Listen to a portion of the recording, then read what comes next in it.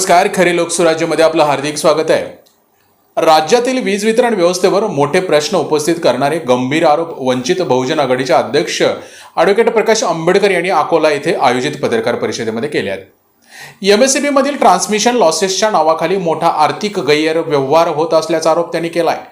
तसेच एक दिवसासाठी कोणालाही मुख्यमंत्री करा आणि एमएससीबीच्या अधिकाऱ्यांच्या मालमत्तेची चौकशी करा, मोठा भ्रष्टाचार समोर येईल असा दावा त्यांनी केलाय. याचबरोबर या संपूर्ण प्रकरणाची स्वतंत्र चौकशी करण्याची मागणीही त्यांनी केली आहे. मात्र या आरोपावर संबंधित वीज विभागाची अधिकृत प्रतिक्रिया अद्याप समोर आलेली नाही आहे. नेमकं काय म्हणाले ॲडव्होकेट प्रकाश आंबेडकर, पाहूयात त्यांच्या पत्रकार परिषदेतील हा महत्त्वाचा भाग. एक दिवसाचा मुख्यमंत्री होता ना, तशा पद्धतीने असं एकाला कोणाला तरी एक दिवसाचा मुख्यमंत्री करावा आणि जेवढे ज्युनियर इंजिनियर आणि डेप्युटी इंजिनियर आहेत एमएससीबी मधले, वरचे सोडून द्या, त्यांच्या घरी धाड टाकली तर आज रेग्युलर कॅश म्हणून सांगतो कमीत कमी 15 ते 20 हजार कोटी तुम्हाला निघतील.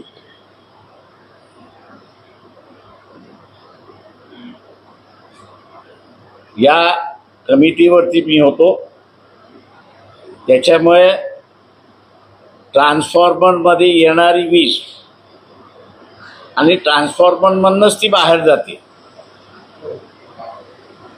आम्ही असं कमिटीच्या वतीने मॉनिटर केलं. जिथे 16%, 17%, 22% ट्रान्समिशन लॉसेस दाखवत होते, तिथे प्रत्यक्षात ट्रान्समिशन लॉसेस हे 2 आणि 2.5% फक्त आले.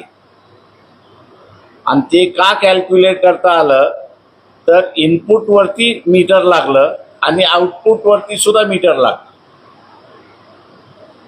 नंतर ते बंद करण्यात आलं सगळं आणि आता पुन्हा ट्रान्समिशन लॉसेस जे आहेत हे 22% वरती गेलेले आहेत. ही सरळ सरळ अधिकाऱ्यांची चोरी आहे असं मी त्या ठिकाणी मानतो.